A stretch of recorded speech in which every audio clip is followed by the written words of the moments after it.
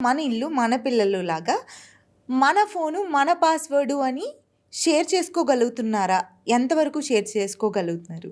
ఇంత సెన్సిటివ్ రిలేషన్‌షిప్‌లో ఇలాంటి ట్రస్ట్ ఇష్యూస్ వల్ల చిన్న చిన్న బీటలు రాకుండా ఎలా కాపాడుకోవాలి? మై స్పేస్ అన్నదేంటంటే రూపా, ఎవరి ప్రైవసీని వాళ్ళు కోరుకోవటం అస్సలు తప్పులేదు. దానిలో ఒక పర్సనల్ ప్రాపర్టీ, అది నాది, నా ఫోన్ నంబరు నాకు సంబంధించింది అన్నదే అవుతుంది.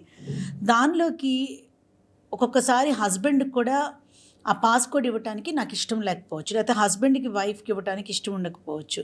అది ఎవరి ప్రైవసీ వాళ్ళకి వదిలేయాలి.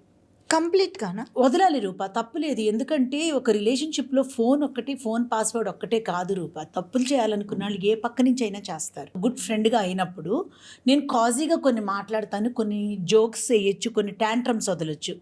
అది ఆ డెప్త్ నేను 10 ఏళ్ళు వెనక్కి వెళ్ళి how well and genuine and truthful the bond is అని ప్రూవ్ చేయడానికి కుదరదు. ఒక naughty message will spoil the entire relationship. Yes.